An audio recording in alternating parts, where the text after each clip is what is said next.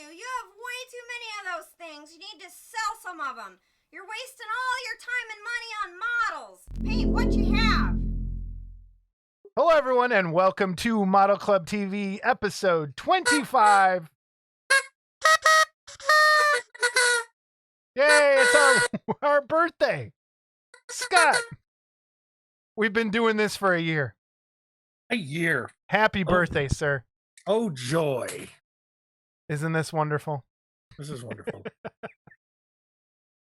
So I chose birthday instead of anniversary. I think next year we'll do anniversary, but I didn't know if they made cool hats like this for anniversaries, so I went with birthday. Yeah, these are really cool hats. So you brought these over last night. You brought over two, and I didn't know. Was I supposed to wear two? You could have worn two. Was I supposed to be like Hellboy or something? No, I gave you extras because I figured I would have snapped the string on my giant fat head. So that's why. So those of you listening audio, by the way? I did shave my head. Okay, because you were a mess last night. I was a mess. I gotta be honest. You were a mess. I look like a burn victim. I've got my balloons, and unfortunately everyone can't see. That one says Scott rocks, and that one says Jason sucks. Right there. So I have my happy birthday stuff up too. But yeah, Scott, we've been doing this for a year. I'm surprised we've done it for a year. I didn't think we'd get this far. Oh, I thought I'd kill you. I don't know. Favorite moment? Do you have a favorite moment? Not to put other people's moments to shame, but do you? I should be drinking beer. I don't want to say moments so much. I mean, I'm sure there were moments. There were moments. And I don't want to put anybody above anybody. Right. Certainly the half hour we spent getting Mark Kalin on was a lot of fun. I forgot about that, actually. Jeff Yeager was a great sport, for sure. And Tony Cipriano, I just really enjoyed Tony's interview. And I think the memorable moment for me is when we with Bill Jones and I didn't record the audio. Oh yeah, there's that. My most terrifying moment of the entire year. But seriously, I did not think we would be doing this for 25 episodes. I'm gonna take this off. No, I'm gonna wait till the birthday extravaganza is over for a minute. There's an extravaganza? Yeah, a giveaway extravaganza. A giveaway extravaganza. Yeah. We have giveaways like you can't believe this episode. Yes, we do. And really nice giveaways. Yes, we do. But seriously, thank you to everyone who has dealt with us for 24 episodes. Now 25. I can't believe even one person watches this. I think when I thought about it and conceived this and brought it to Scott and Steve, I didn't think people would watch. And the fact that we have like almost 350 subscribers as of right now, that is amazing to me. And I want to thank everybody who does take any sort of time to watch this. And thank you. That's from the bottom of my heart. And I also want to apologize for anyone that takes the time to watch this. Yes, I agree. But we'll keep going as long as Scott doesn't bail on me and he's still alive. As soon as the money's better. The money's not getting better. Actually, no, that brings up a point.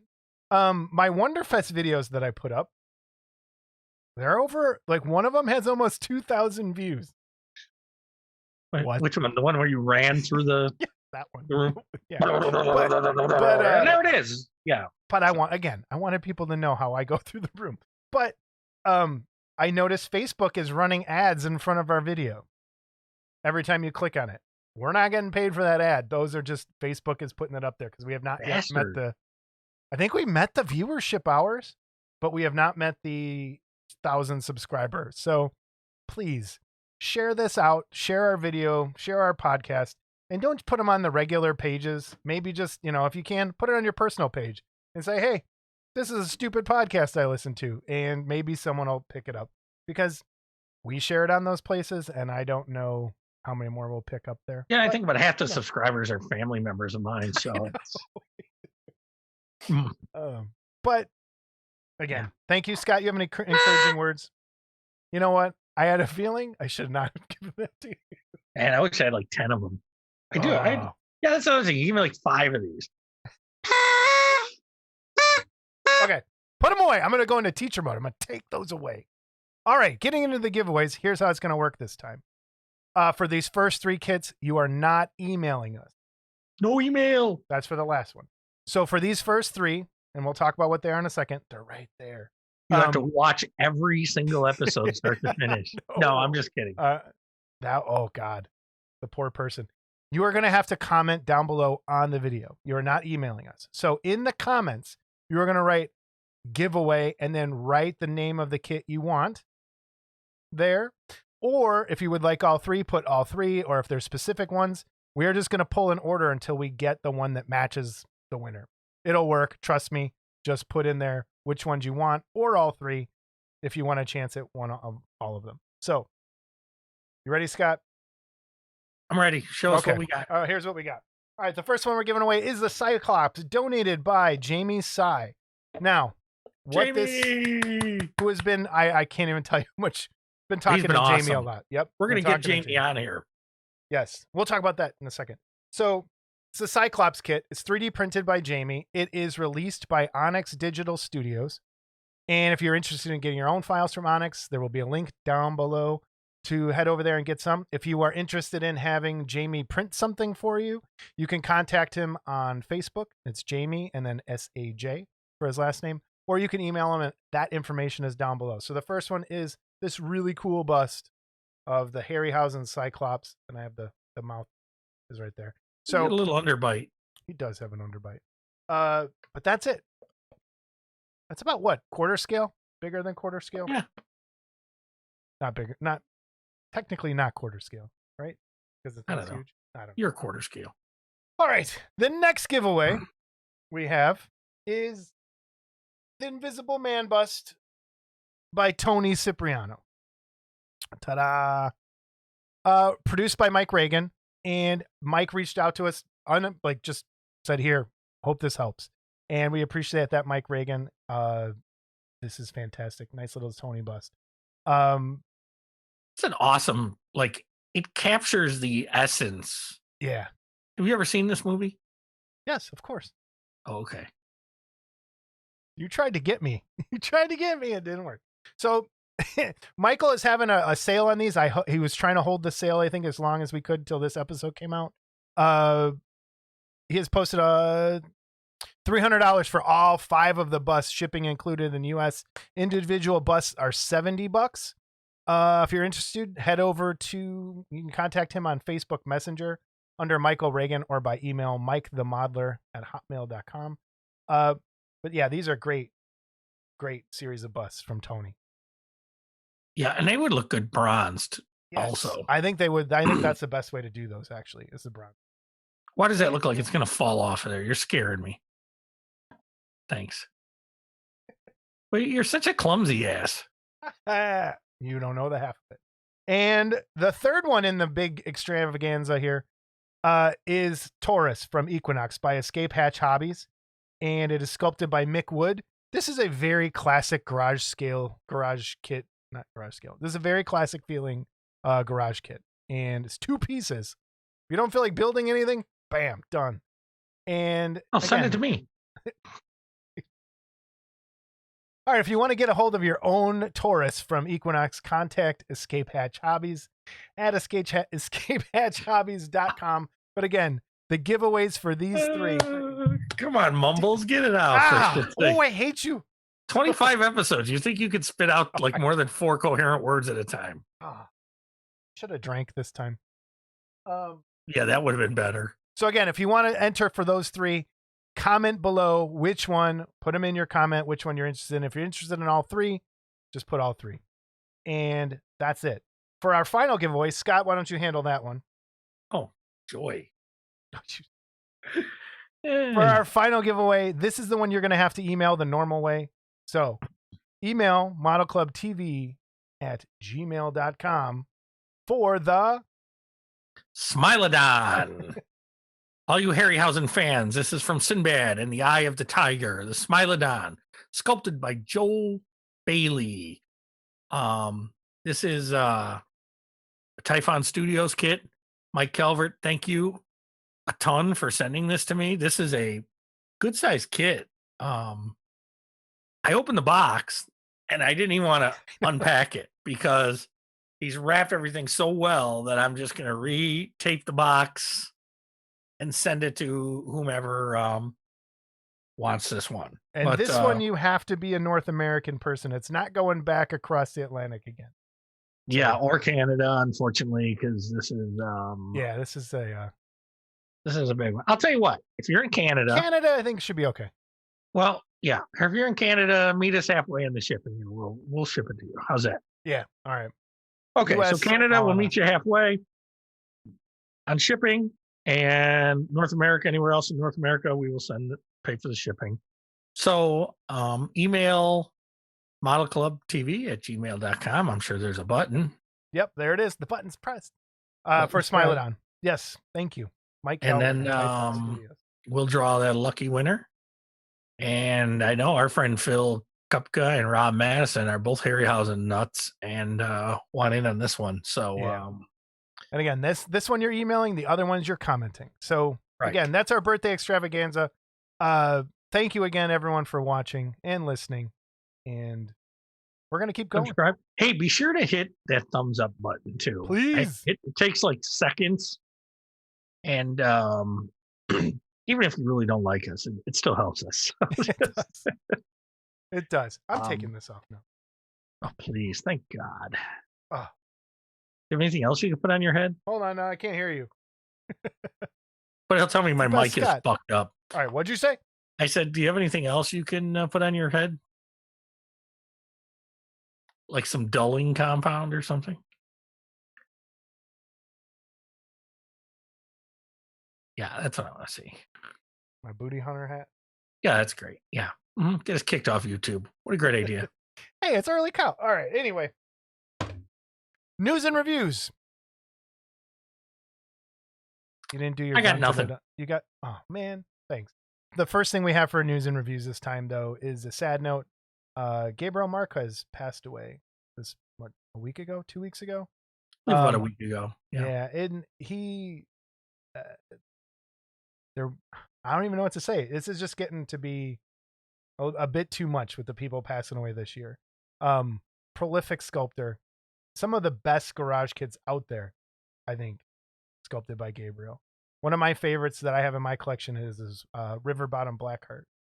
That's Lestat from one of the covers of the Vampire Lestat comic. And he just did a ton of stuff. And I know a lot of people loved him. Friends with a lot of people. And I mean, our heart goes out to everybody who, was touched by him.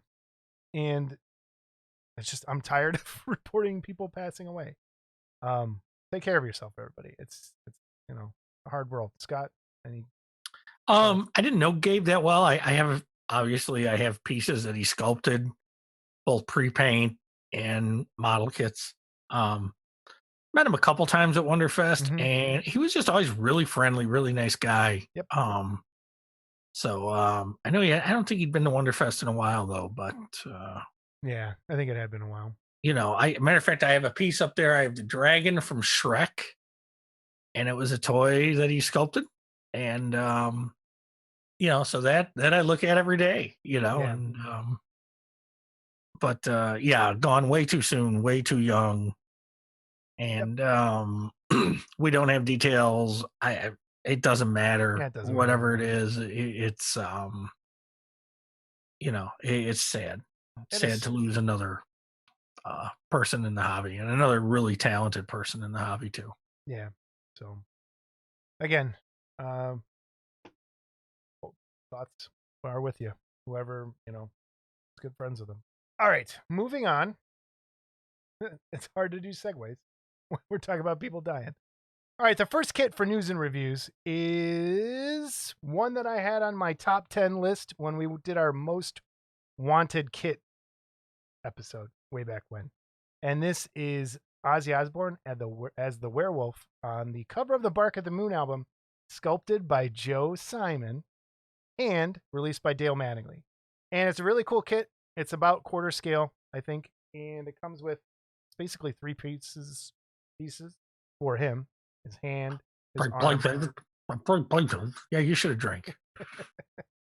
3 pieces for himself. And it comes with 4 bats to hang from the tree. There's 3. Here's the fourth, and it comes with a The tree branch. head's not bit off of any of those. The head is not bitten off on these, which I mean you could if you wanted to, but there's the bat, and then it comes with a clear base of the moon, so that you could light it if you want, and it comes with a light bulb. Yep, and it's a great little kit, and it's something I've always wanted to see done. I'm really happy that Dale took the time and did it, and thank you. I bought my own, and very happy that I did. It's something I've always wanted.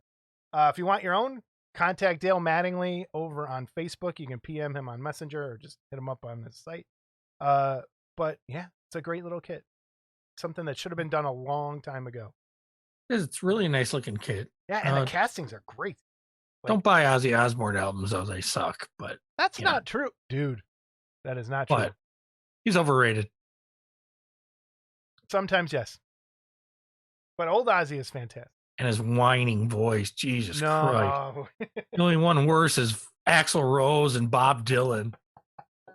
It is an acquired voice. I agree. But there is some really, really, really good Ozzy Osbourne songs. Yeah, if you really don't even try to make the argument with me, by the way, on Axl Rose, because that would be like arguing that the 76 King Kong is better than the 33 King Kong. So, okay. Well, anyway, go ahead. You got to go check out Mac Sabbath. And for everyone at home, please go check out Mac Sabbath. I might go see Mac Sabbath. Mac Sabbath is a Black Sabbath tribute band where they all dress up like McDonald's characters. Please check them out. They're fantastic. Scary McDonald's characters. Scary McDonald's characters. Ronald Osborne is the singer, and it is one of the greatest things you'll ever see. Please go see Mac Sabbath when you get a chance. His life makes me very sad. Nah, not at all. Okay, so the next thing we have coming out is from Tony Cipriano, his Popeye. Scott, you want to speak to this? No. Okay, no, great. Moving on. So, Tony has gone through the Space Ghosts. I think he still had a few available. And this is his next. He's putting out. And it's really just, I love this, but this is just a personal favorite of mine. Yeah, that's totally up your alley. And, all the information is right there in the photo. Price and who to contact, Tony Cipriano. And for those audio podcast listeners, who do they? Yeah. Tony Cipriano Sculpture, either way on Facebook. You can get a hold of Tony. I think Underdog is still in the works. Cool. And all I can say again is support Tony because this stuff is really good. And the cartoon stuff, it's not great sellers, but he has sold a few, so he's done all right. And I'll also remind people real quick that, and I think I've got 2 more to go or 3 more to go. Tony's classes, I think, are still on sale, and that ZBrush. I just saw an ad for it. They go on sale periodically. I just got a thing for it. Yeah, and that ZBrush thing is it's just cool. Even if you're never going to get ZBrush, you're never going to 3D print, whatever. It's cool watching him sculpt something start to finish. And I had a very long text conversation with Tony last night, and it went into this morning, actually. I'm trying to convince him to do a Patreon, and there'll be more on that when it comes, to do videos and to do 3D prints and STLs and all that sort of thing. So his work needs to be seen by many people, and I think he's got a great niche that needs to be filled. He can do it. So Tony, you're gonna do it. You're gonna do it. Pulling for you, buddy. Yep, you're gonna do it. And we still want to see that King Kong too. Yes. Ooh. Any news on that? No. Okay. All right, coming out next is this mummy kit, Scott. The Mummy, quarter scale bust, another in the quarter scale line from Monsters in the Woods. And John Deere. And I don't even think he's got this yet. Sculpted by Jeff Yeager, of course. That's a great likeness. That is really cool. And and he had done an Artist Bay bust. And so now this is a companion piece to that, even really. Nice. And yeah, really nice likeness. Contact John Deary. Hope everyone heard that. Contact John Deary, Monsters from the Woods. And what's the Facebook group too? What is the Facebook Garage group? Kit Modeler Society? Is that? Yeah, Garage Kit Modeler Society or something like that. Yeah. But check that out. Yep. And then another upcoming piece from Monsters of the Woods, and we've showed this before, is a 1-to-1 scale Curse of the Werewolf, sculpted by Joe Simon. And the good news is this is finally in his hands. Oh, cool. All right, nice. How long ago was that we talked? It was, I think he posted today it was lost for over a month. Oh my god. Oh, it was. Yes, it was lost. That's right. It was lost in the mail. It was lost in the mail, and I think Joe was freaking out and John was freaking out, and but there it is. It showed up. Okay, good. That's a good news story. Well, it's good because it showed up. Yep. So if it would have showed up in pieces, maybe it would have been worse. But yeah, it's a nice piece. Can't wait to see how much fun John has molding that and then casting it. But that's his problem. But really nice piece. So the next piece we have is called Big Thunder. And this is for the Jaeger Army. Now, this is not a Jaeger Army exclusive, so you don't have to have the card to get this. Okay. Oh, really? Okay. Right. But it is, it's just kind of a Jaeger Army, piece.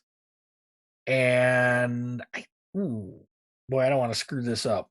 Who to contact for this? I don't know if you contact Paul or Jeff. Contact one of them. And I know I'm sure the other one will point you in the right direction. Yes.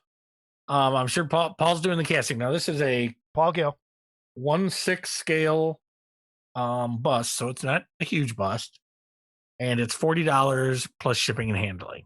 So, and if this goes well, I guess this is going to turn into a series of Jaeger Army monster soldiers. Yeah, let's go with that. All right. So, but a nice little fun piece that I'm sure, Jeff had fun doing, something a little out of the norm.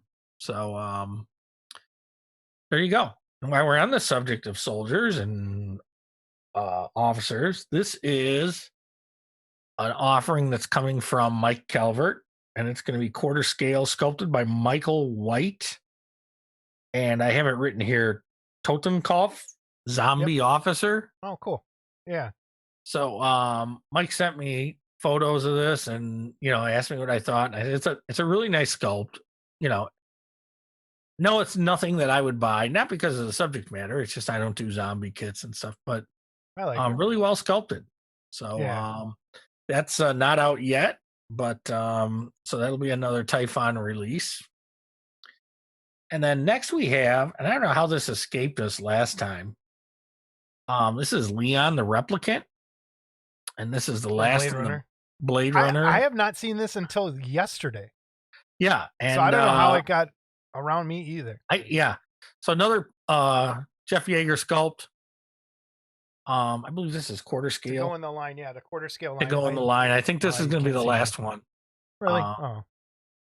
They're nice pieces. And then again, I have the Beatty, and I really like them. So. And again, Paul Gill. And again, I've seen this movie, but it's been so long. But just it's really a nice looking sculpt. I have to say, it looks just like him. So well done. Well done. Okay, the next piece that we've seen, and lots of stuff going on here. Yeah, this is called The King, and it's 11 inches tall, and it's sculpted by Mark Van Tine for Goodfellas Resin. And that's Angelo Valletta and Scott Rizzo. And what I like about this is clearly it shows that Kong is superior to Godzilla. But this is a kind of a cool little original idea piece. Of course And I don't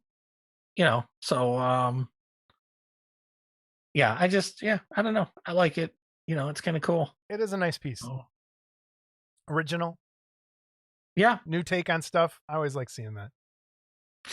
And then I have a photo here for those of you on our Superman list by our friend Charlie Robson, that is the first casting of the complete kit. Yay! And that's being held by Mark Van Tine. So Mark is going to sculpt a base for it. Fantastic. And then Congratulations to everyone. It made but it. the molds are done. Mark, if you hate this picture, I'm sorry. It's just, I thought it was kind of. Oh yeah. Go after Scott, not after me. Give you your dues on that you're doing the base, and from what I've seen, the castings by Paul are really nice too. So can't wait to get my hands on this one. This is a nice one. So cool. And that's all nice. we have. That's all we have for today. Well, I have stuff I got. What'd you get? Oh, funny you should ask. Oh, what'd you get, Scott? Well, our good friend Jamie felt bad when he found out that I bought a 3D printer as well. Is it still mint in box? By the way, this Jason gave me. That thing is helpful, dude. You're gonna appreciate what is this for again? That is for getting the scraping off the top of the. You'll see. Okay, because this got some weight to it. This would kick somebody's ass. I used to get the wooden spoon all the time. So I bet you did. So as Jason got, Jamie sent me a nice squeegee, cut down the sides, and Jamie sent me the. Yeah, a little klutzy like I was there. Hold on there. Jamie sent me the rake. Now, Jamie, I want you to know Jason had this in his hand yesterday and was very jealous of the copper color. And this is actually filament printed, but really nice, actually. I gotta say, this is really nice. So, as you saw, Jason had this too. Jason was really jealous of the color. Although I like my orange a lot because my colors are black and orange. Those are okay. And I also got the, what do we call this? The jig. The jig, the FEP. Yep. Jig. And it works. I had to change my FEP sheet, and it worked beautifully. So, and I'm glad Jason didn't break this trying to put it together yesterday. I kind of wish I did. I wish you did too. And then, first of all, here we go. And we got to talk about this, okay? Jamie, I don't know what this smells like in here, but I've gotten kits that smell like cigarettes and ass and everything else, okay? I don't know what's in here, if it's Axe or I think it's incense or patchouli or something. Or whatever, or good weed, but this it is a good smelling box. This is I've gotten boxes that seriously smell like I've had ass. the cigarette box. Okay, cigarette. I never got an ass smelling box. I'm sure you did. I've had a box. Never mind. You had a box of ass? No. I was gonna go in a different direction with that word. So my friend Jamie also sent me this cool little zombie miniature that you don't have. I don't have that. So again, you're better than me. and I'm glad you know it. Okay. The next thing I got, this Typhon Imhotep mummy kit by Jeff Yeager, quarter scale. Now, when you say quarter scale on this, and you were over at my house, so you were privileged to see this. Okay, I'm going to open it up over here. We could almost do a comparison with the werewolf, the Aussie werewolf here. They're both quarter scale. So as always, this thing is well packed. Although not everything was in the box because it barely fits in the box. So, so Mike has this little tag on here. To Scott, thank you. Enjoy the kit. Mike and Brian. I want to stop right there for 1 second. Mike's presentation is where the hobby needs to go. If you're going to continue to sell kits, take notes from Mike Calvert.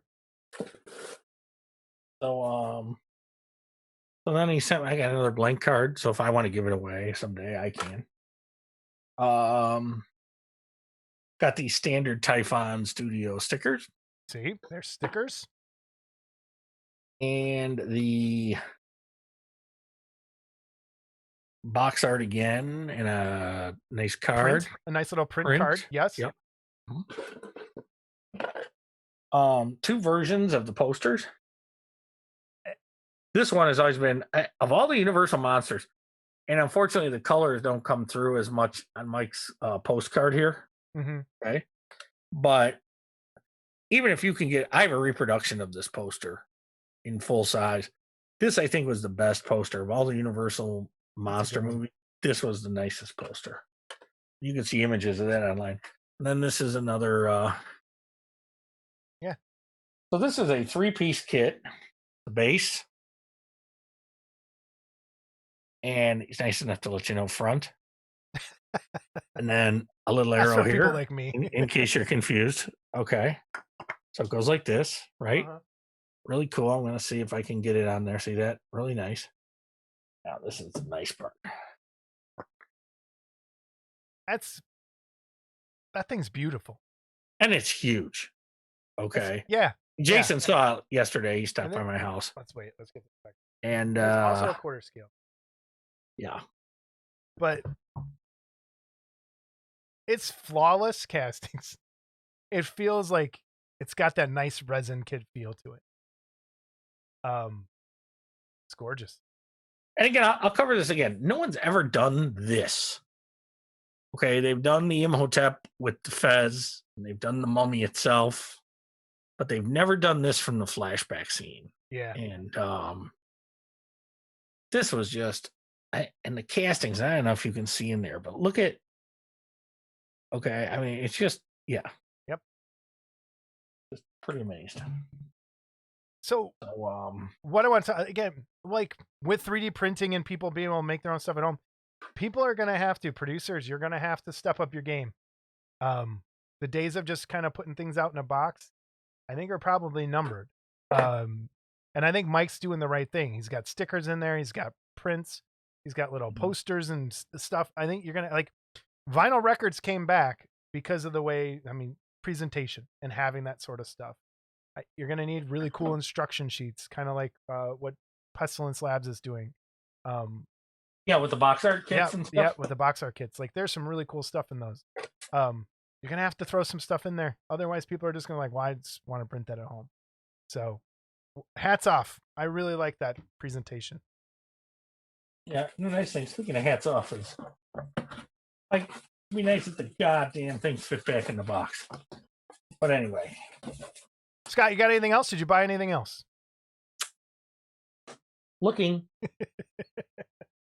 No, I don't think I have. Is that Godzilla still in the right spot? Yeah, so Jason comes in here and like rearranges my room. Okay. Then he wants to fuck with my computer and like, hey, let me mess with the sound. And it's like, audio. Last time he tried to fix my sound, we were like 4 hours getting my computer back. Yeah, because that's because we were like this. I wasn't there in person. So. Oh, yeah. You could have fucked it up in person. That would have been better. It would have been great.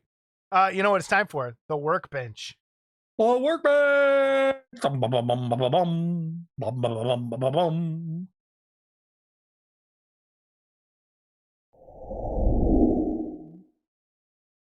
Okay, go ahead. What do you got? All right, Scott, did you build anything? Yes. Do you have a picture of your bench? Wait, you built something? Yes. Oh my God, what did you do? I'm excited. And fuck this thing. Oh, that's what I said. Hold on. Okay. And it went, oh. Yeah. So when I said I was having problems. You're going to have to glue these things. No. Time the F out. When I was building mine, I was talking to you on the phone and I was like, this thing's a pain in the ass. You're like, oh, blah, blah, blah. And you totally, and now the story changes. This thing sucks to put together. Anyway, you do have to glue it. Yeah. But I did it. It was sitting there and I go, yeah, I got to screw with this. Wait, there's no way to get these things. This is almost as aggravating as the original EMT kit. I know. It's terrible.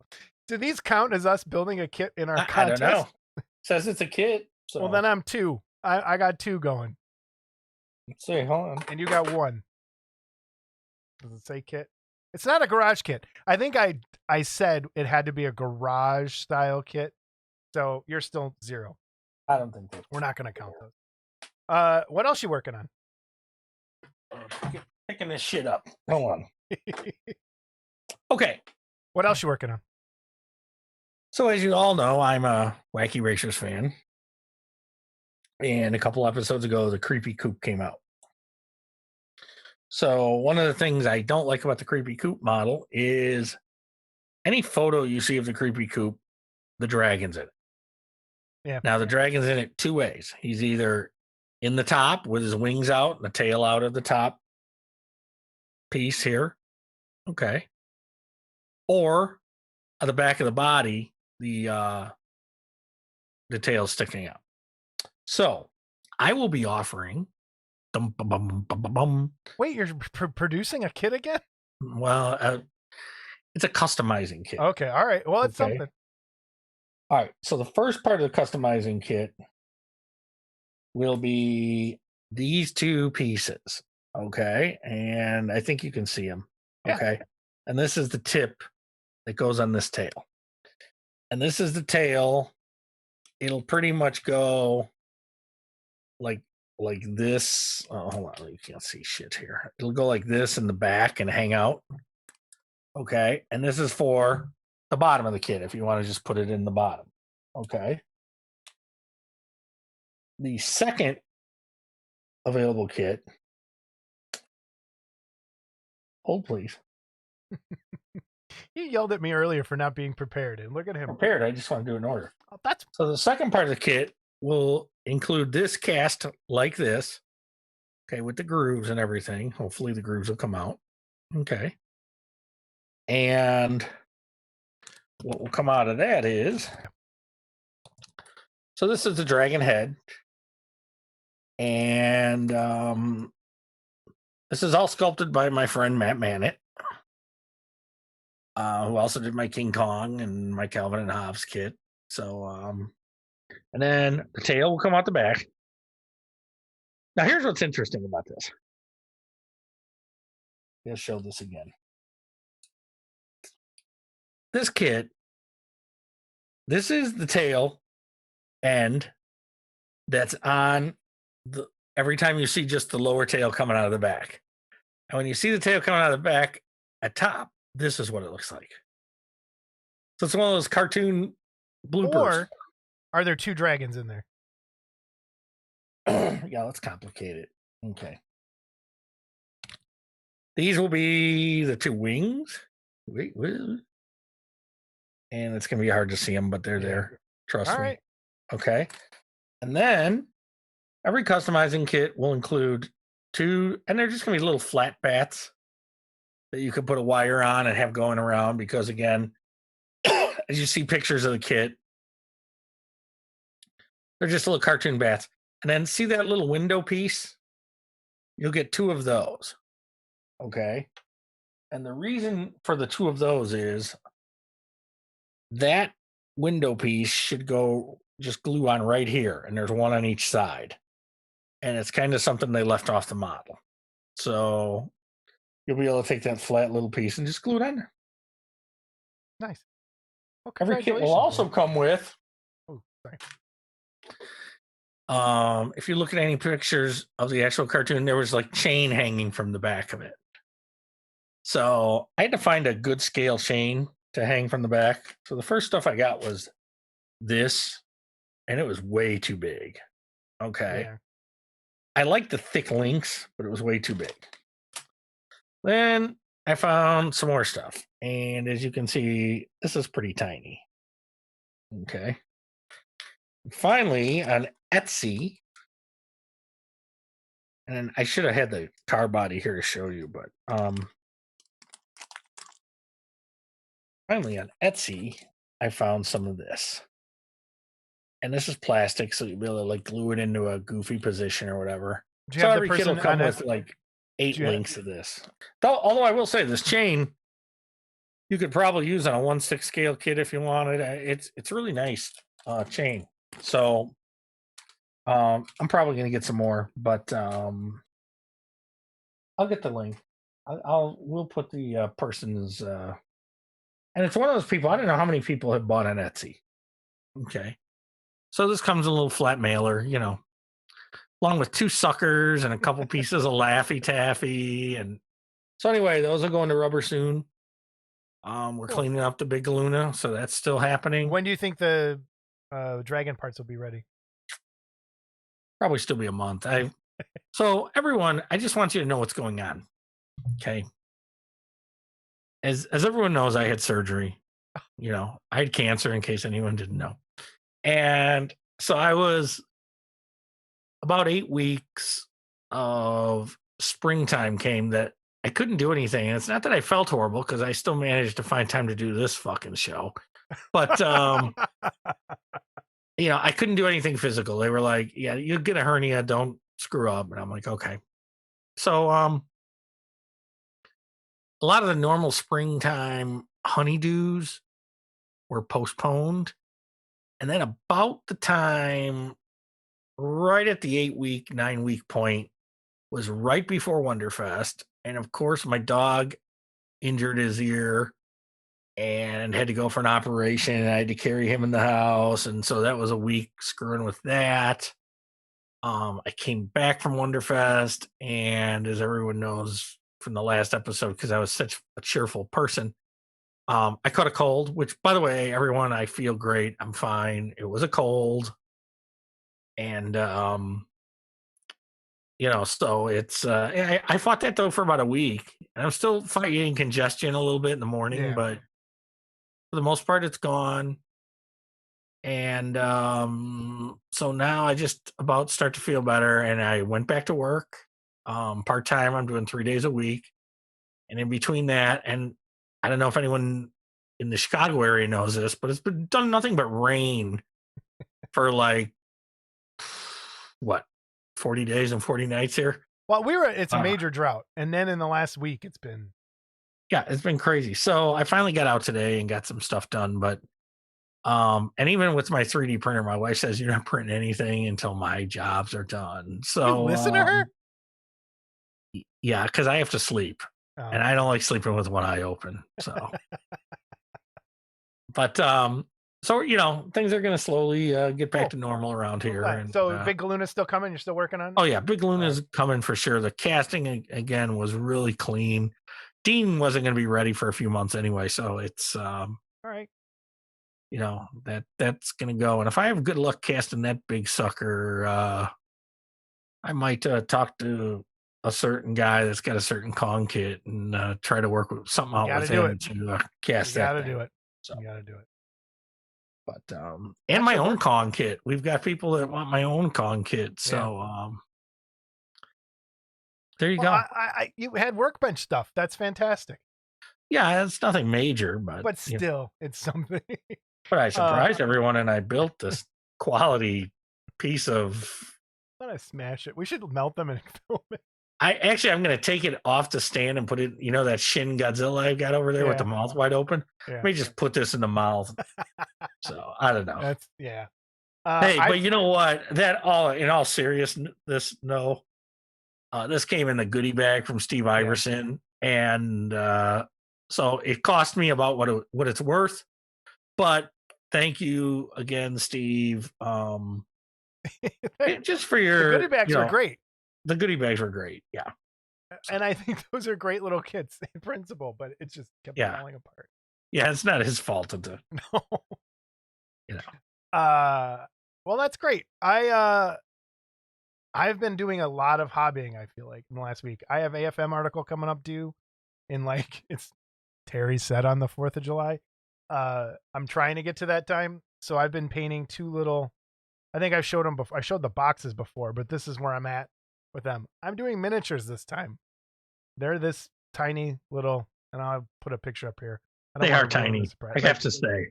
Dude, it was the tiniest decal I've ever. I do have the extra. Thank God they gave you extra decals in case you messed them up or lost them. Oh, That's wow. not going to focus. This is it's a literal comma for the eyebrow. You should. I know you don't have the picture here, but the picture you showed me on your phone.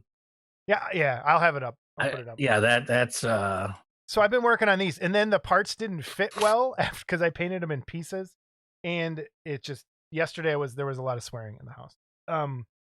But one thing I want to talk about that went along with that for hobby, in order to finish this build, I had to paint it in pieces.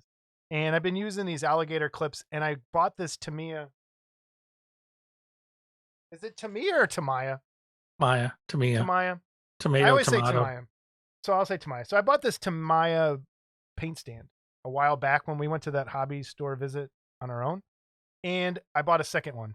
And I got it at Hobby Lobby. If you have not gotten one of these, it's one of those stupid things I always see on the shelf. And I'm like, why would I buy that? I have a board with holes in it that I just put stuff. This is worth every penny. There's a bunch of really cool holes in there that allow you to put alligator clips like this that also come from Tamaya. They come on a stick. Clips on a stick. Yeah, clips on a stick. But it also comes with other and clips. if it's got a lot of holes, Jason's in. That's true.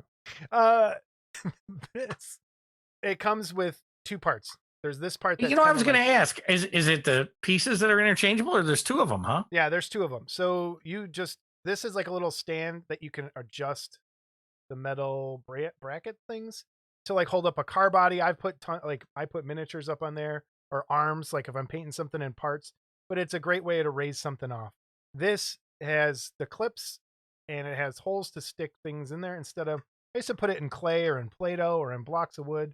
And I'm like, I'm just going to get another one of these things. So if you ever see these on the Holes shelf, to stick things in. Happy birthday. Yeah, yay. I've thought about buying that thing 100 times. Dude, I know, me too. And I always be like, nah. But I finally did. Now I have two. So I highly recommend the Tamaya Spray Work painting stand set. They're worth every penny. So I've been working on that hobby-wise. 3D printing, I've learned a lot. I've done quite a few things.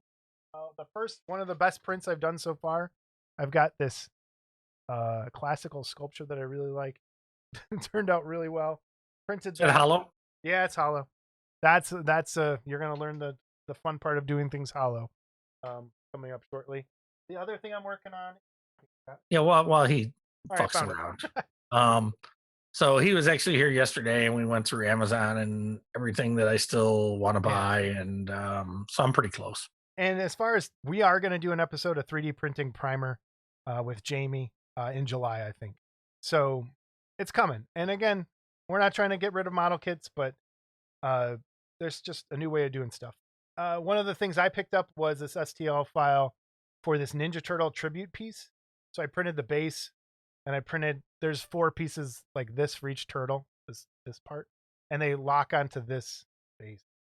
And it's kind of on an angle. But I did get to print Donatello. I started doing that. Get him out of the bag. Did print Donatello. I'll hold him in the camera.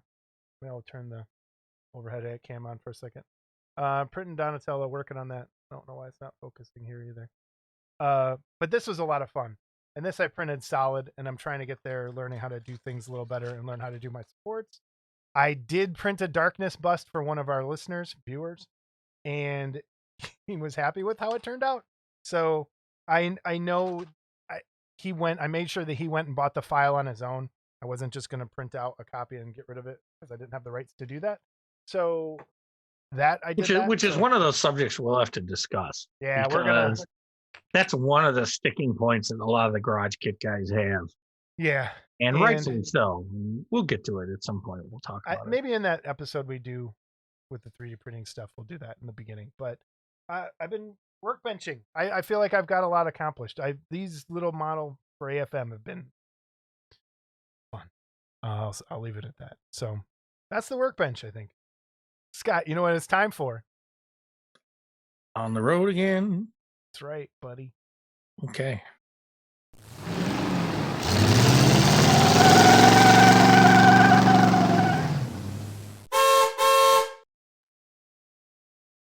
Okay, I went to South Dakota and saw Mount Rushmore and all that stuff. But we were walking downtown, and I knew I was going to Google it at some point, and I found a hobby shop on accident before I even looked for one. And it's called Who's Hobby House. And it is a beautiful hobby store. I love the sign. Yeah, the sign is amazing. It's completely neon. When we first found it, it was nighttime and it was closed. I was like, there's no way this hobby store has this awesome neon sign. And it did. And it worked. And I was fully impressed. Inside, the staff was amazingly friendly as well. They were like chatted us up on our way out. Quite a long conversation. So typical hobby store stuff, though. Plastic kits, had a lot of the typical plastic kits you're going to find nowadays. A lot of Gundam stuff, some Godzilla, all the like Godzilla stuff, some superhero stuff, a lot of the Bandai stuff, even some of the more rare plastic stuff from Japan. Like I didn't see that. I know they had the Glow Kong and some of those other things too. Lots of paint, lots of other stuff. They have some really cool science kits. So if you're in Rapid City, South Dakota, Who's Hobby House is a great hobby shop. And I could move to South Dakota now knowing that there's a hobby shop. And there's also a gaming store with some comic book stuff in there as well. But as long as there's a town, the town has a good hobby shop that I can run out to real quick. That's always a good thing. So if you're ever in that area or you're not, check it out when you're going through. While I was at Who's Hobby House, I had to buy something, right? So what I did, I picked up the Pac-Man kit we saw that one day. I had this. So, and oh, right next door is a arcade, like with classic arcade machines and everything. So if you feel like doing some hobbies and playing some video games. Oh, if I built that, would that count? Yeah, I think so. Man, I should just buy that and then No, a couple I don't think noodles. so. And... No, it has to be a garage No. kit. From your stash. Something from your stash. But that's it. That was on the road. Okay. All right. Our topic, we have a topic. We have everyone's stuck with just us this episode. And this is a topic we talked about before, and it's magazines. Hobby magazines, to be specific. And I just want to kind of go through a little collection of mine, things that I've seen, things that I've found. We had a couple people send some stuff in as well. So we're going to kind of go through what they sent in, and we'll talk about some of the stuff that we have and that Scott has. And it's by no means a chronological record of anything, or this is all that's out there. I'm sure there's a lot more, but this is kind of what we've had and what we've found. Ken Kowalski sent in a bunch of pictures, and he sent in his first one here is IPMS magazine, which I have never seen or heard of. Scott, you? No. And so there's one there. Is he local? That's what I'm wondering, because Yeah, look. Yep. Location, Hobby Town. Yeah. Huh. Which hobby town? Orland Park. Look at the third photo. Oh, you know what? He is. Wait a minute. Ken. We got to talk. Okay. Cool. Maybe we knew that. Did we know that? No. Weird. All right. So we sent in these other ones.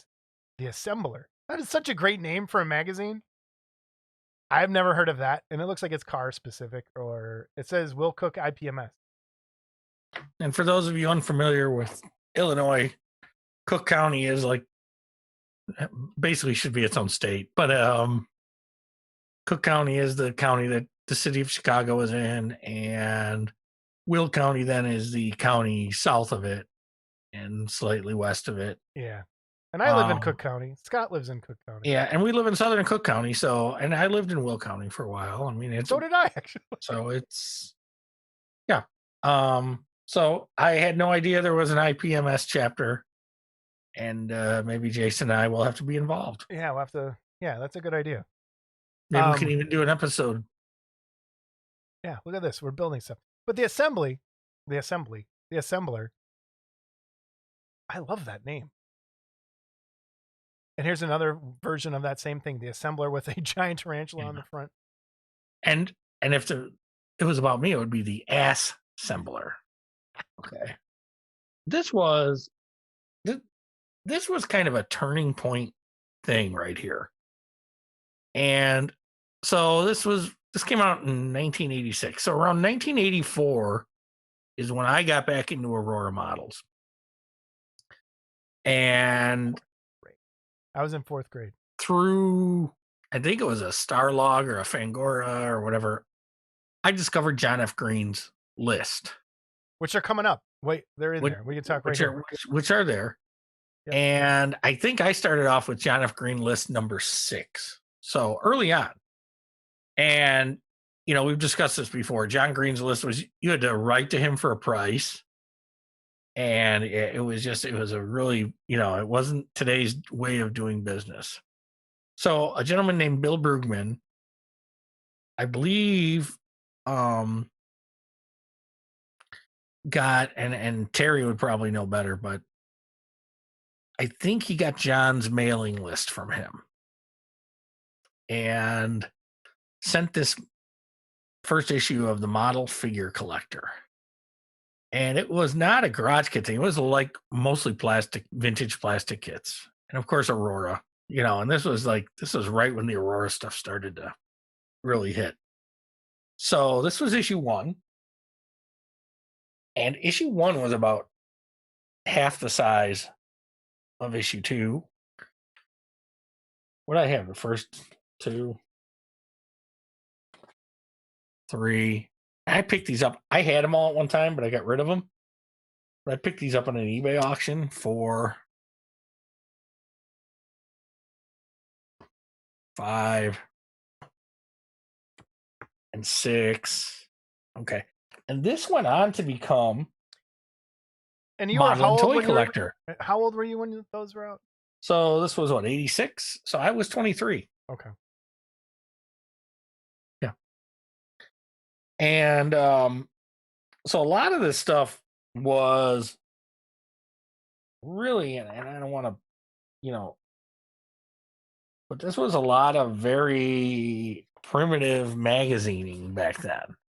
That was your photos and that was your texts, and this was all pre-Photoshop and stuff. So it was cool. Maybe you'd get a spread, and that glare is not from my camera. That's the glare that's how they printed the photos. Okay. You see the Beatles kits there. And they also had classifieds. This was the cool thing Jason and I were going for. So this is issue 2, and it had classifieds. Okay. And I had a classified in here looking for Aurora kits. And I just look at some of the names in here are still around. Ray Ailes, and those of you that are on the Aurora group, Ray's still in there. John Dennett. I kid you not. John Dennett's in the bottom of this. I don't know if you can pick it up. Okay. What was John looking for? John is a new series of quality cast metal heads in kit form. Each kit comes complete with casting, support post, wood base, instructions. Available now. The Troll and Gargoyle, $25 each. Others to follow. Oh, so he was selling bus. Okay. Yeah, for more info and illustrated catalog, send a self-addressed stamped envelope. I wonder how many of our younger viewers know what an SASE is. Yeah. Okay. John was in Pennsylvania at the time. Okay. Lee Stanton of Wonderfest fame. John Nemec. I don't know if John's still around, but I remember John. Mike Malisi. Blah, blah, blah, blah, blah, blah. I'm not going to read them all, but Larry Tribula. I know Larry is still around. Okay. What were you looking for? I was looking for Aurora kits back at the time. Read a couple of them. I just so people kind of. Well, so I'll read mine. Mine was Wanted, Original Aurora Captain America, Penguin, Bat Cycle, Bat Plane, Bat Boat, Batmobile, Banana Splits, Banana Buggy, Glow Dracula, and Glow Forgotten Prisoner. We'll pay good prices. And then it has my address and old phone number. Where were you living at the time? Well, this is Calumet City, because I used to get all the mail delivered to my mom's house, but it had my Indiana number. Ted Strong. I remember Ted Strong. And a lot of these guys I knew because when I did Godzilla's go-kart casts, Dave Courier, a lot of these guys bought them from me. Yeah. There's Bill Brugman. Mike Evans of Lunar Models. What was Mike looking for? What was Mike looking for? Mike was looking for sale, Lost in Space robot vacuum form from original Aurora model, $17.99 post-paid. Jupiter 2 Proteus from Fantastic Voyage, Billiken figures. So he wanted the Lost in Space 420 robot, or it says Lost in Space robot 420, but I want to say 420 was the Cyclops kit. So Mark Schaefer, I bought a kit from him. I remember. I could tell you, I bought a Dracula's Dragster from Mark Schaefer, I think. Maybe it was, no. I'm sorry, that was a different Mark. Sorry, Mark Schaefer, if you're out there. Human testicle model kits. What the hell? Gordy Dutt. Okay, Gordy. Oh, yeah. All right. You're creeping me out, Gordy. Okay. Wanted Renwall and Pyro, Invisible Man, Invisible Woman, Human Heart, Human Eye, Human Ear, and Human Testicles model kit. These nuts. Yep. So that's cool. How So, long did that go on? When was the last issue of that? I'm not sure. Because as I've told the story before, I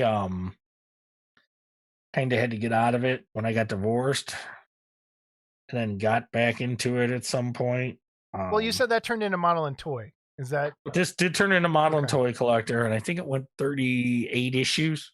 Which is, I have mine, Yes. one of those here. So we'll talk about And that in a that's second. when a lot of the David Fisher articles started. Yeah. And I have all the issues that have the David Fisher articles. And my friend Kurt Kraus, and I think this is the issue where he had an ad in here, or maybe it was the next issue, that he needed a and here's a John Green article here in the. So Kurt needed a Hunchback nameplate. And it just so happened I had one. And so I just mailed it to him, because he had his address in there. So I put it in an envelope and wrapped it a little bit and put it in an envelope and sent it to him. He sent me a nice thank you postcard. And that's kind of how we started friendship. Aw. But, and I'm trying to see, was it this one we looked at yesterday? All right, Mr. Webb, you're on. Yeah. Like you watch us. Get really close with that. Yeah, he doesn't watch us, so go ahead. So Flatten this that page out. was Flatten it out a little bit. Collector Showcase, Terry Webb. There we go. Look at What him. a handsome feller. Yeah.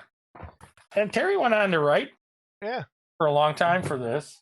And kind of that was the beginning of, he kind of introduced garage kits through this.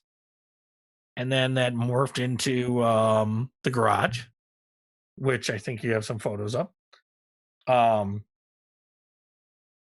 Until him and Dave started Amazing Figure Modeler. Oh So my the God, garage- our birthday just fell. Look at that.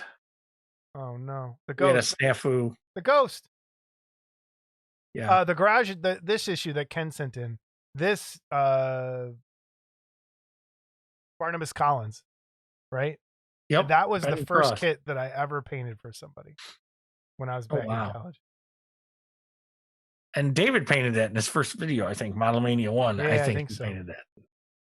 And I never had the garages. It'd be kind of fun maybe if Terry would. Or no, it wasn't that Barnabas Collins. It was a different one where he's like looking up and leaning to the side. That's the one It would be kind of cool if Terry would take all these and put them in a collected volume. Yeah, that'd be really nice. Ken also sent along the Polar Lights, put out a little like Polar Lights press thing. And then we'll come back to this next one here in a second. But he also sent in Screamin' model kits, sent out a Screamin' Times newsletter, which, that counts as a magazine talking about news with their kits and other stuff coming out. And I thought that was pretty cool to see. I wonder if I have some up in a box up there. I have to go and look. But the one I want to talk about here is Model Scene. And I have this issue here. I'm going to flip on my overhead camera. But just so you can see, a Model Scene magazine were these smaller, kind of like kind of like the way zines used to be. They're like comic book size. Aren't they printed on like crap paper? Yeah, they're like, it's like almost like news. And I think that's why I didn't like it. I didn't like the paper it was printed on. This one is number 2, and it's kind of got that newspapery newsprint feel to it. And they're cool pieces here. I know it's hard for you to see it, but I have number 2, 4, 5, 6, 7, and 8.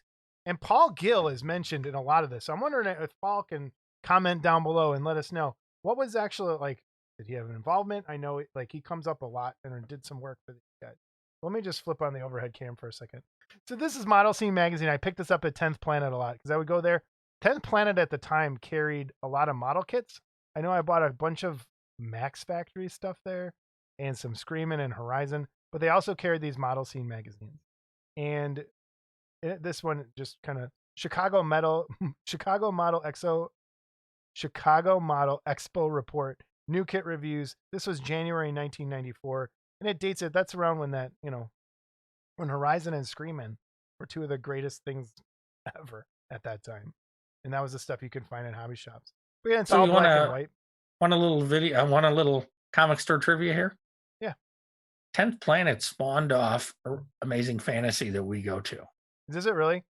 Yeah, it was started by the original owner of of Amazing Fantasy and another guy, and then I think he sold out and got out of it, and it maybe has changed owners a lot. There was one in Oak Lawn too. I don't know if you remember. There was one in Oak Lawn on Cicero in the Scottsdale Plaza. I remember there being 3. Yeah. Okay, so there was one there, and it, like I said, it was kind of a joint thing between the original owner of Amazing Fantasy and somebody else, and then the original owner sold to Lori's brother Joe. And Oh, really? Okay. just a little local look at that. comic store trivia. So I just want to go through some names that like just popped out at me while we're going through this. Mike Fredericks, Jim Main, Alan Davis, Jim Main, Steve Goodrich are doing the articles for this. And this one has a review of Wonderfest coverage, Tom Kuntz interview, Harryhausen, Mighty Joe Young. So there's some great stuff in here. And it's a shame it's all in black and white. There's that. Hey, there's your favorite. There's that Dracula. Q-Box. Remember Q-Box? Q-Box, yep. I bought from Q-Box. Yep, me too.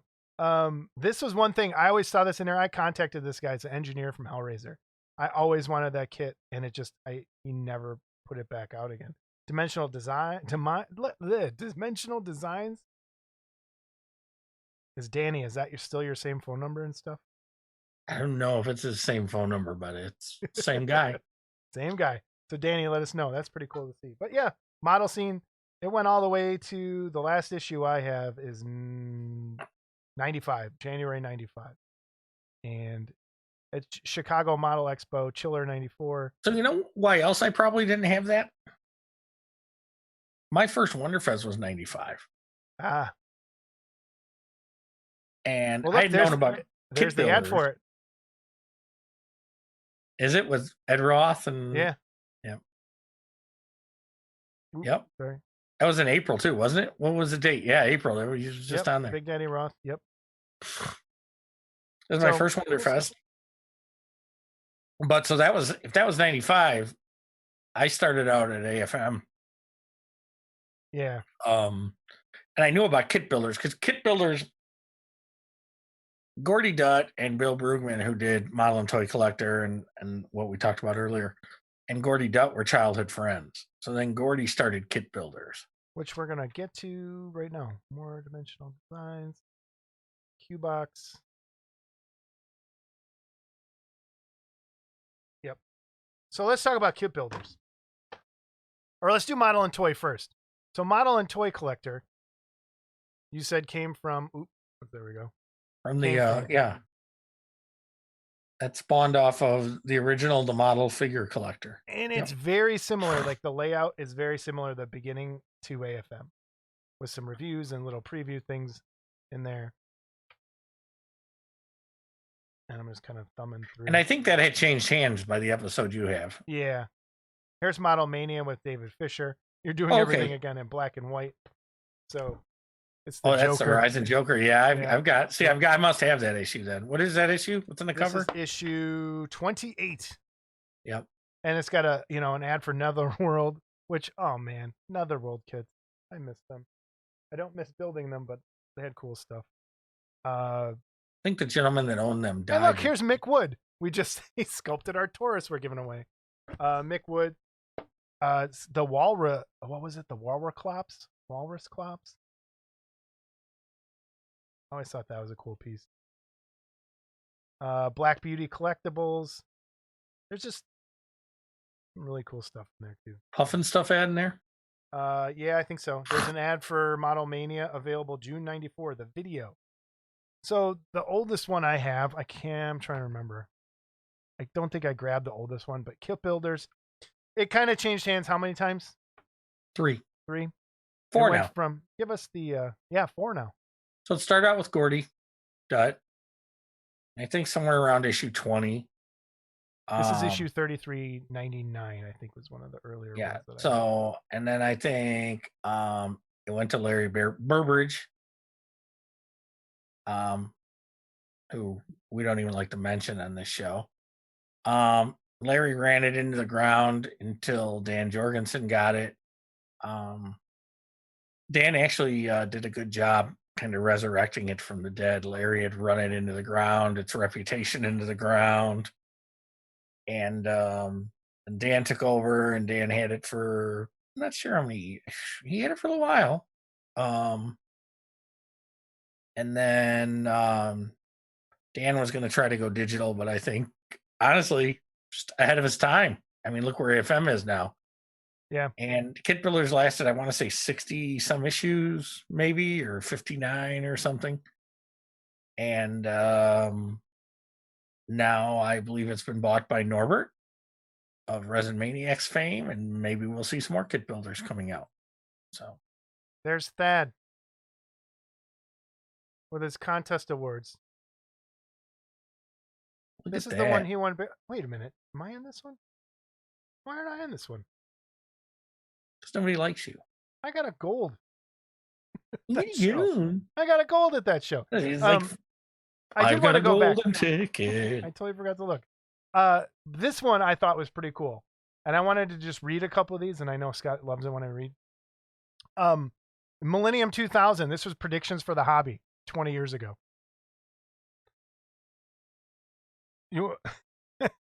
The names in here of people, and I'm sure this episode might be boring to everyone, but Larry Burbridge, Bruce Bishop, Al Ribeiro, Hilber Graff, Fred DeRuvo, Johnny E. Worthen, Mark Pascal, Wayne the Dane, Daryl Phillips, John Ilakovic, Brad Hoffman, Dave Metzner, Chris England, Gordy Dutt, Chris is just name's Chris. Gordy Dutt, Mike Fredericks. How many of those people are still around 20 years A lot later? of them are still around, actually. Good. So, Johnny E. Worthen, I foresee a dark future for model building. Computer games offer immediate gratification, and ever-shrinking attention span makes the commitment of kit building an unsatisfying proposition to the garage kit. Future kit builders, movies, once a showcase for models, are populated by computerized special effects, inspiring few to replicate them. The few figures which do manage to capture imagination are so aggressively marketed and heavily manufactured that their saturation makes them trite. Kit building will continue with hardcore occult following, fueled by the few who love the art and relish the work. But unless social values change, I can't imagine a return to popular model building again. And that was Johnny E. Worthen. And I think that's pretty spot on. Like, it's still just kind of a cult little hobby we got going. Never went mainstream like some of it went to, but these were kind of the resurrection issues when Dan Jorgensen took over and kind of brought it back from, like you said, what Burbridge had did. And was a classy magazine. Dan Cope, Joe Dunaway, like lots of really good painters are in here. Lots of really good modeling going on. And it was sad to see it go when it did. And more stuff from Joe Dunaway. But Kit Builders Magazine, always going to be there as part of the pantheon of magazines. I have this weird one. I don't know if you remember this. No. This one is called HFX Magazine. And I only managed to find one issue of this ever. And it was Bala Sinwood, Pennsylvania. But like I said, I only saw one of them.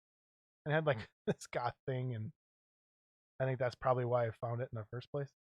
But there was some cool stuff in this, but again, never saw another issue. An interview with Dark Horse. And some other stuff. Thing with Brahm on the back. Another magazine I think deserves to be in the pantheon of Garage Kit Magazines is, I keep banging my camera. That's what's wrong. Is G-Fan. And this is the oldest one I have. It's from December 1994, number 12. And it was $3.95. And this is printed on that same kind of real thin newsprint. Some color pictures, not many, mostly all black and white. But there was saved a few color images for the back. So G-Fan, if they're still around, still do G-Fest. All that stuff's great. I think it's printed on a lot better paper now. Yes. This is an odd one. Chiller Theater's Model Maniacs. One of the first ones I ever wrote for. Me too. You did? What'd you write? Issue 0. Issue 0. Nice. So I have 6, 5, 3, 4, and 2. I'm missing number 1. And number 0. And number 0. Yep. So Model Maniacs, and this was done by who? You want to give a brief? Chiller Theater. Well, I flip pages. Ed Boukley. And a lot of familiar names in there that went on to AFM not too long after they started there. And it actually wasn't bad. I it was a little self-promoting, but it wasn't horrible. This issue is Sean Farrell, Don Ferentz, Ed White, Joe Brown, Matt Clemens, Thad Rhodes, Ed Boukley, Buckwheat, Tony Wootson, Dave Mullen, John Parkinson. Dave Mullen. Mullen. Okay. So, yeah. Ed White, by the way, I ran into at Wonderfest. I think you met him too now. Yeah. And man, I haven't seen Ed White in probably 15 years. So it's just cool to see Ed and catch up. I think the craziest thing was, hey there, look, I think this was the first article I ever did. Was this Midnight Encounter. But it's amazing to have to paint things in black and white or do them in color and then have them put out in black and white. It makes no sense. The next magazine in the pantheon of model magazines is Modeler's Resource. Now, I used to get mine at Tower Records, I think most of the time. Where did you get yours? Subscribed initially. Then the comic store started carrying it. So Modeler's Resource started out as almost a newsletter. And the first 5 issues, I think, were like a newsletter that was folded in 3. And then they went to a, I think through issue 9 or 10, maybe through issue 12. It was still a really low budget, bad paper publication. And then they started doing color on the newsprint, which color on newsprint was just terrible. And then, but it was color. As it proceeded, though, they went to the better paper. And I think, and it wasn't a bad looking mag. What I liked about Modeler's Resource was it seemed like you could always learn something in there. And they didn't just do kits. It was kit related stuff, kind of like this. They did some movies. We're doing. But, they'd show books and tools of the trade and stuff like that. So it was, I think what happened, though, is it suffered when they went monthly. Didn't they try to go monthly towards the end? Yeah, they did. And, so they went from quarterly to bi-monthly to monthly. And then they stopped publication, and Mr. DeRuvo got other interests. Let's leave it at that. And that's the last we saw of it. There's Larry Brackney. Oh my gosh. It didn't focus good, but maybe it'll focus better. I got it in there. We'll see. Bunch of people here. You'll see him when you watch this, Scott. So, yeah. Modeler's Resource. I really liked them too, because they did more than just, and they did a lot of. And it was, and again, you had kit builders, and especially before Dan took over. But even before Dan took over, it was just still cool to have 3 magazines out there at the time. Yeah, And I think liked at it one too. time Ed's magazine was out there, so you had 4 at one time. Yeah, So it was a good time back then. Now there's one magazine, sort of. Hobby well, Japan 2 counts now. as well. Kit builders might be coming back. Kit Builders might be coming back. Is coming back, according to him. According to Norbert. I hope it does.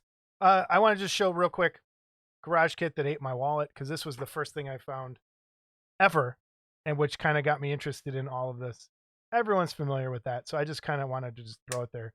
If you haven't, You have all looked for 3 of this- those? I just have this one. I just Oh, have okay. this one. You would think Terry would sign one for me, but the earliest issue of Amazing Figure Modeler I have is this, which is issue Number 2. Yeah. So I'm missing the first 2, and I'm not like you. Mine are beat to hell because I read them. I don't put them in the bag or the box, and I must have read this thing 100 times. And for those of you that the next issue 3 was a really low distribution, and that is now available for download on AFM's website for $10. And again, it was all black and white. Here, this article on Godzilla is showing you how to putty, which I didn't know at the time. Still struggles. I still do, actually. And I mean, there's some really cool stuff. Like, even back then, you can see it is what it is. They had color stuff. They had the glossy paper. It wasn't the real chintzy kind of anything. But again, some of it was in black and white, which was kind of tough and made it difficult to kind of piece together things. But I think these are the 2 that are most special to me. Issue 37 and issue 47. This was the first time I ever had an article in Amazing Figure Modeler, and that was, we'll make this all about me, which was the Barbarella, right there, Barbarella. What issue is that? Issue 37. Man, I was in issue 15. Of course you were. So this was the first time I got on the cover. There you go. It's Pumpkinhead. And David made this thing look amazing with the coloring and the colored light. And a lot of people don't know, and I think I've since lost it. I tried to keep it for you, but you wouldn't take it. For years, when your subscription was up, they sent a card out, and that's the cover they used on the card to renew your subscription. Yeah. And so I didn't know that. They were getting a lot of mileage out of you. So of course, he gets a lot of mileage out of me all the time. Everybody got more mileage on you than fucking Voyager's fucking exploration vehicle. Those are the ones I had in hand. I want to talk about 2 more. And see how I just threw those on the floor? Scott's just crying. The other one where did it go? Chuck Homolka sent this in, and it's Fantasy Figures magazine, which I am not familiar with, but it looks like something I really want to check out. So, Fantasy Figures magazine cover has Mandalorian and the Hulk. I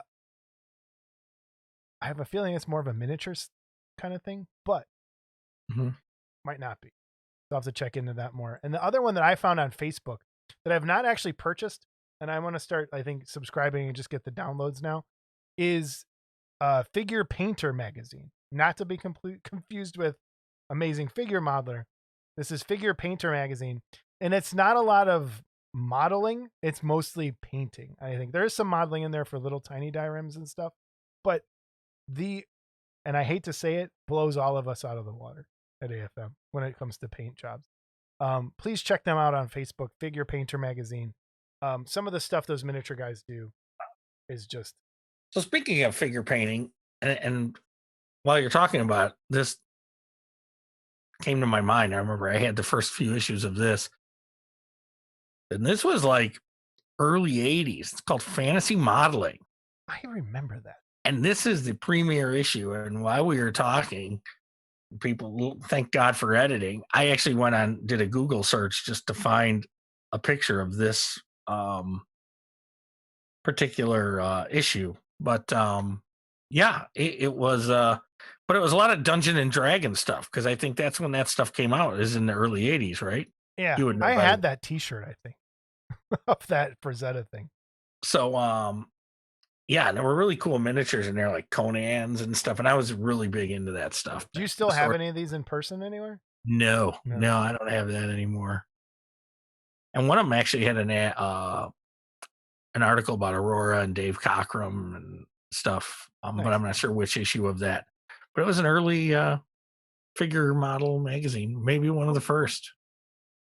So everybody, if you have more magazine pictures, send them in, or something we missed, comment below and let us know, and we'll, add it into the corrections next time.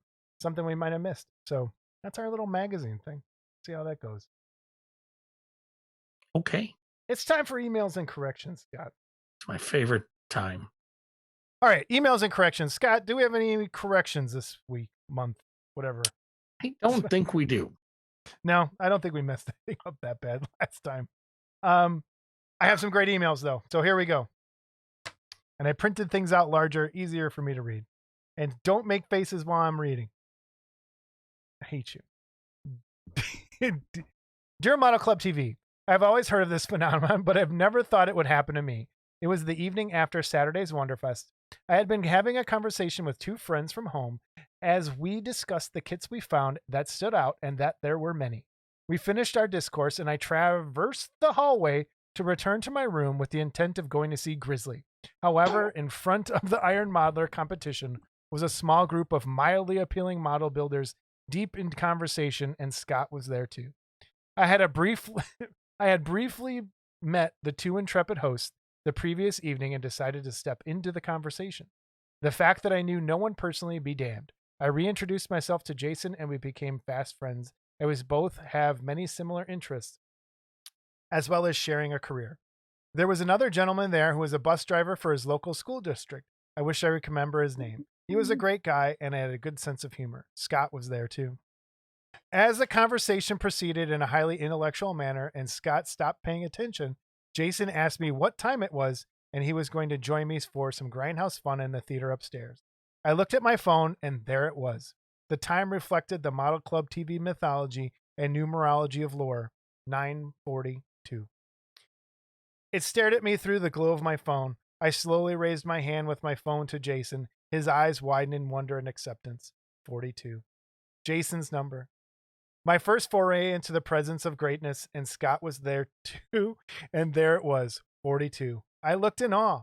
As Han would say, it's true, all of it. The paint, the glue, the numbers, all of it. It was beyond belief. What are the chances that the sacred number of Model Club TV would appear to me that evening? It was a day I shall always remember, and Scott was there too. P.S. Scott, I have made up with George. He has made it clear that I shall receive number 1. I shall have it, and you shall rue the day, good sir. He is a gentleman of unwavering character and taste, but you were there too. With all sincerity, Brian, the English teacher, Clark. Well, that's a good email.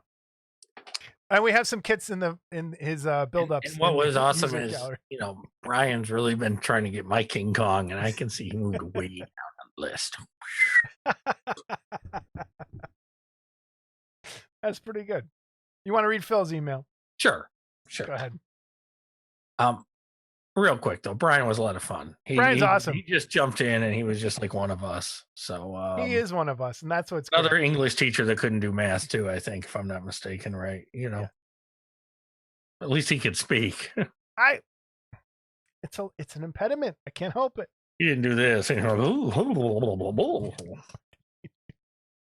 One day you're gonna get like Bell's palsy or something, and I'm gonna laugh my ass off. We're gonna start by reading Phil's email in the style of Jason Walker. All right, go ahead. Hi guys, what make them with the packages of the episodes short but you, my dad, and my brother are gonna rot in hell. So here we are. 24. Hey guys, good things come in small packages, and episode number 24 is proof of that. Short but sweet. First, kudos to Scotty McCracken for going that extra mile and, despite being under the weather, came through with his usual banter to make sure this episode measured up to the insanity expected in every episode of Model Club TV. Sorry, I had to scroll. I really wished I could have joined forces with everyone who attended Wonderfest 2021. But as you know, this summer, Diane and I sold our house, our place here in beautiful little Willamina, Oregon, and are awaiting our new house in Independence, Oregon, to finish being built. God willing, next year I will be flying into Chicago and driving down to Wonderfest with Scott, if we are still friends. With Scott. Yeah. My latest 2 cents concerning 3D printing. As long as the sculpt is fantastic and the print itself has little or no cleanup, I'm a fan. First 3D print I ever got was a piece of excrement. You don't know, look it up. I don't know what the proper term is for the layers in a 3D print. I think it's layers.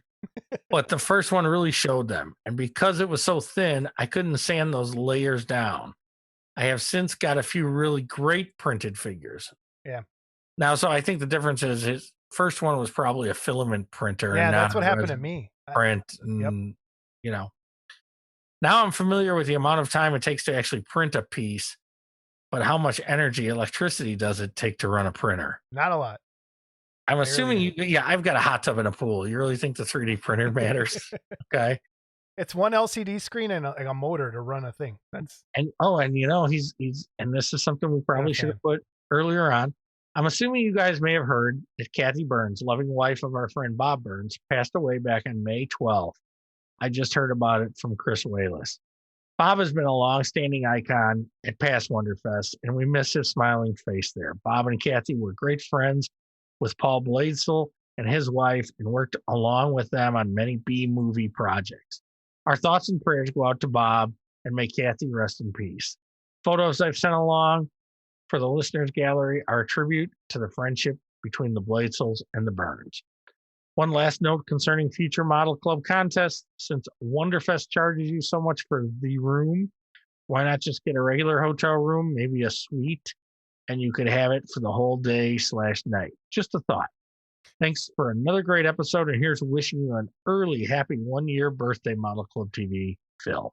Yeah, so Phil, the Model Club contest, getting the suite has been since day one. That was the original plan, was to probably get a suite and do it. And if we do decide to do it again, that may happen. We're still kicking around the idea of doing the award officially. So it's kind of up in the air, but you're right. We missed Kathy Burns, and man, I hope Bob's okay because they were together all the time. And it's, it's one of those relationships where I like when one of the spouses dies, the other one's not far behind because they're with each other all the time. I just hope that's not the case. And it's,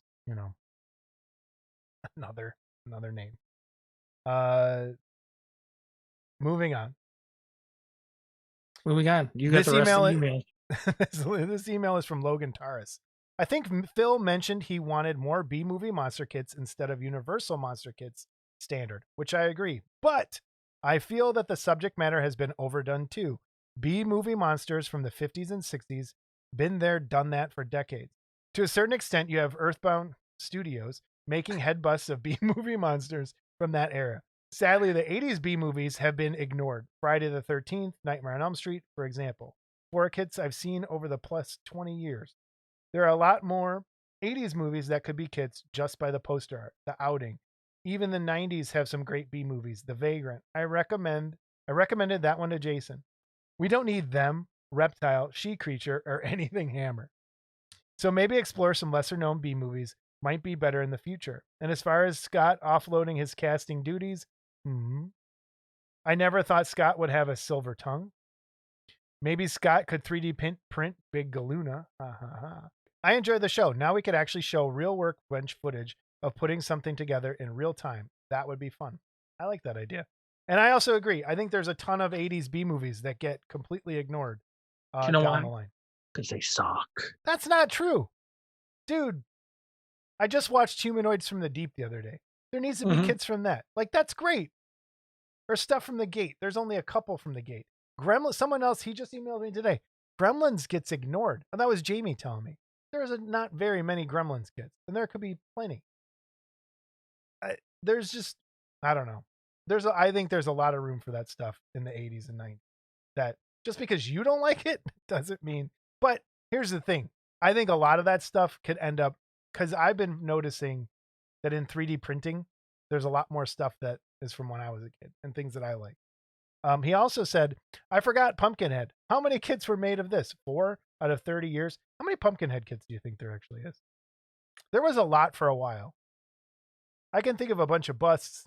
There's probably, I wouldn't throw Pumpkin in there as much, Pumpkinhead. But yeah, there could be more. It's kind of a crime that more weren't made of this character. Critters, Gremlins, Critters. One of my favorite kits ever is the Jean-Louis Crignon Critters kit. And that's the only one I've ever seen. As for Scott, Pumpkinhead movie would be a good movie he can start with out of Universal Monster Sphere. Have you seen Pumpkinhead? Have you seen? No. So yeah, you can start with that. That's the emails. That's the corrections. Thank God. Got anything else? No, nothing else. No. Right. I'm good. Thanks everyone that watches. Please hit the like button. Yeah, that helps a lot. Please hit that like button. Help us. And it's been a year. We're gonna keep doing this as long as it's fun. We're trying to keep that, vibe going, trying to stay away from drama. And there's been some stuff we could have talked about. We're kind of choosing to let that play out on its own. But, we're here to have fun. And we're gonna keep doing it as long as we can. I think that's it, Scott. Yeah, it's been a year, and we're still here. Still here. To the chagrin of many, but we're still here. Yeah, but for the most part, our response has been great. The response from Wonderfest, people that we met, everybody. So thank you. Yeah, I appreciate all the kind words. It's embarrassing. I play it off, I joke about it, but it's appreciated. We have a lot of fun on the comments and what have you here. So we're gonna keep going. I think maybe, and this has been evident probably the last two, although this one went a little long. It's summertime, so there's not that much going on, and it might be harder for us to get a guest. Yeah. Or, to get in here. So you might get some more shorter episodes or what have you, but we'll keep going. We'll keep going. We'll figure something out. If you would like the Smilodon giveaway, please send an email to modelclubtv@gmail.com. Put Sabertooth Tiger in the description. Why you can't read Smilodon if it comes across? No, I can't. How does Jason Walker say Smilodon? Okay.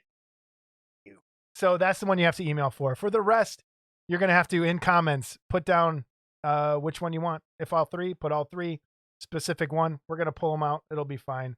But you have the Taurus from Equinox. You have the Cyclops from Jamie Sy. And you have the Invisible Man from Tony Cipriano and Mike Reagan. So, and I want to thank everyone in the last year that has donated to us so that we could do this, give stuff away. Sometimes the response is better than other times, but it's we've never had something not have people send something and like not want it. Right. So I'm glad people like what we've been able to give away. But and thanks to everyone that's donated something. Yes, thank you. And thanks to everyone for all their support.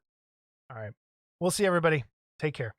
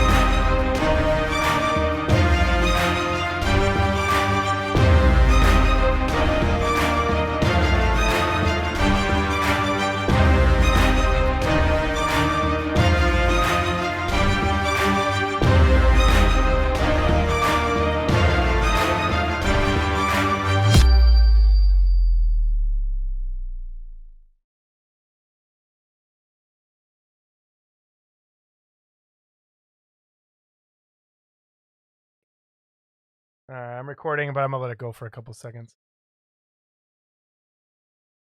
All right. This is ridiculous. Hello, everyone, and what? Do we Did want you to go start 25 or 1 year Yeah, anniversary? this is 25. Okay. Hello, everyone, and welcome to Model Club TV episode. That didn't work. We gotta start over.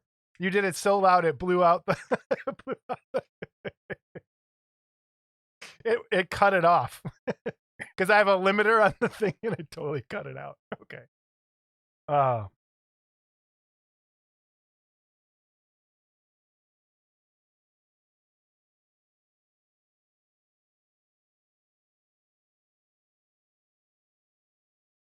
Here's what we got.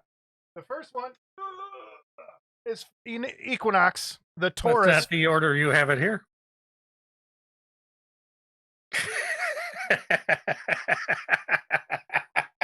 You moved it, you son of a bitch. I did not move it. You did too. I swear to God I did. Leave this on our birthday episode. Yeah, that'll be at the end. Happy birthday to you, idiot. Okay, let's try it again.